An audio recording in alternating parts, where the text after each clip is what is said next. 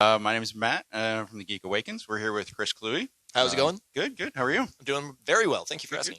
Have you had a chance to enjoy any of the con yet? Not yet. I think I'm fairly busy today, but tomorrow I'm looking for a chance to wander around, maybe pick up some stuff for my kids. Awesome. Fantastic. So we're just going to jump right into a couple of questions we've got for you. I know that you were an NFL player for a number of years. The transition from NFL to being a writer. Yeah. How did that happen? It's not a normal transition, you would think. Yes. So. Well, especially not like a science fiction fantasy writer. Right. It normally is like, oh, I'm going to write my memoirs and it'll be all about football. Yeah. But yeah, no, I've been a huge nerd my entire life. I grew up reading tons of sci-fi fantasy, played lots of video games. I just also happened to be very good at sports. And my parents had a rule where if it was light outside, I had to be outside. Okay. Yep. And so, I learned that I was good at sports early on. I was like, well, why can't I do both? Right. Because this was kind of back in like late 80s where we still had that like jock nerd divide. Right. We still. That's exactly when I grew up as well. So, yeah. So it was like definitely there were a lot of guys on, my various sports teams that did not understand why I liked the things I did. And then I had some friends that did not understand why I liked the sports I did. But to me, it was like, look, I can do both of these things. Like there's nothing saying you can't be good at sports and also like a whole bunch of like nerdy, geeky stuff. Right. Like human beings are complex, very, very, very complex creatures. So it's okay to do that. And I just continued that throughout my entire life. Like I said, I've always loved reading, and I've read tons and tons of books. Once I finished playing football, then I was like, well, I was doing some writing for like various blogs. Okay. And then I was like, well, I want to write a book. And I had a couple attempts that didn't work out great, but that's part of the learning process, right? There's for every finished book you have, there's like 4 or 5 that are just kind of collecting dust somewhere. But it was just something I've always loved sci-fi fantasy, and to have a book actually published by one of the big sci-fi fantasy right publishers is just it's awesome. That's fantastic. It's fantastic. So aside from football, you said you've been a nerd your entire life. Yep. But you have all sorts of other interests. Oh yeah. So did any of those influence either your novel or the writing? And if so, how did those kind of like go back and forth? Yeah. So I was in a band for a while while I was in Minneapolis. And it was, we weren't very big. Like we had a small local following, but that was a lot of fun. I played music growing up as well because my parents wanted me to be well-rounded. Yeah, well-rounded. so learned how to play the violin, and then when I was in the band, I played bass guitar. Okay. And it was fun. We got to do a bunch of shows, just sort of like smaller clips and stuff. But that was a lot of fun. But I would say that when it came to writing the novel, a lot of it was the kind of mixing the idea of, as a professional athlete, like here's kind of like the focus and the mindset and like the dedication it takes to achieve that level. But then also from the, nerd geek side, it's like, okay, here's all the stuff that I loved growing up. Like here's the culture that, that I love and also kind of hate, because there's a lot of dicks in that culture.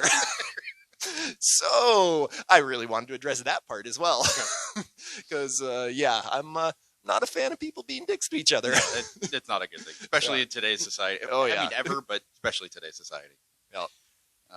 So one other thing, you have developed a board game. I did. Just tell us a little bit about the development of that and kind of how that came about. Sure. Yeah. So I also, this may come as a surprise to people, I played a lot of Magic the Gathering as a kid.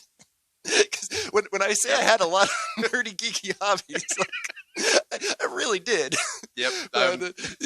Big Magic fan, still a big Magic fan, although I'm more into Commander these days as opposed to kind of like standard or modern. But one of the things that I didn't like about Magic was whenever you got like mana flooded or mana screwed, because then you can't play your cards. For those who are unaware of Magic the Gathering, which might be a small portion, but we're going to get down a rabbit hole here real quick. Right? It's mana is what you use to bring your cards out. If you have too much mana, then that means you don't have any cards to play. If you have too little mana, you can't play your cards. Either way, you don't get to play the game. So that's, and to me, like it's the underlying, the underlying issue is that games are meant to be fun. And generally for a game to be fun, you need to be involved in the game, which means you're interacting with the game. And so in my mind, I thought, okay, well, if I don't like this part of Magic, how would I go about fixing it? Okay. Because it's not enough to just complain about a problem. Like you have to actually fix the problem. Otherwise, you're just making noise. And so I thought to myself, okay, well, how would I go about doing it? And so that was the impetus for developing the game, Twilight of the Gods. And so I kind of had the original idea of I wanted it to be more interactive with players in a card game. Because usually most tabletop card games, especially in Magic's vein, dueling type games are one player plays, their turn, the other player plays their deck. I mean, there's some interaction with counters, but for the most part, like not a lot of player interaction. Like a turn-based strategy. Right, yeah, exactly. Yeah. And so I wanted my game to be more, okay, you're not just playing against the other person's deck, you're playing against the player. Okay. Like you have to learn, okay, what does this person prioritize? Like how do they play the game? Because one of my favorite books is The Player of Games by Ian Banks. And that's one where the kind of the central conceit of the novel is that this game that is played, he never really explains it, but the idea of the game is that it illustrates who you are as a person and what you value. And so I kind of wanted to try to capture that to where if you're playing against another person, the more you know about them, the more you know how they play and what their play style is, the better you will do against them, and vice versa. Okay. So it's because that's one of the things I love about Commander in Magic is it's a lot more of playing the other person versus playing their deck, especially in multiplayer games. That's awesome. And I guess kind of our last question is the big thing here this weekend with Tor is that you are talking about your upcoming book, which is releasing, Tuesday? I believe so, the 3rd, whenever that is. Okay. It's Otaku? Otaku, yes, correct. Tell us a little bit about that and, about the book. Sure. Yeah, so Otaku is about, it's a story that I wanted to write that would appeal to let's call it a certain segment of the internet that looks a lot like me, like you, tall, white, I'm heteronormative. and so, but I wanted them to read it and realize that the alt-right portion of the internet that looks like that, they're not the good guys. So the hero is not a tall, white, heteronormative person because that's been the default of video games for a very long time. And we've had that story. We've seen that story a lot. And so it's meant to be a polarizing book. It's meant that there will be people out there who will not like the book because they will not like what it says about their worldview. But there will be a lot of other people, hopefully, that look at it and be like, hey, women can play games too. Right? Women can do sports. Like women can be powerful, and it's I also want to put in my love for games, my love for gaming culture, and then also kind of the idea that as games shift more and more towards being part of physical reality, so like as our haptic technology progresses, as we're more able to put our physical body motions into virtual environments, you will actually be training your body to do those motions. And as a professional athlete, like the way you become a professional athlete is hours and hours and hours of training. You're teaching your body the muscle memory to do it. So if you play a game where you put 5,000 hours in of learning how to do, say, judo or karate, you're probably a black belt at that point.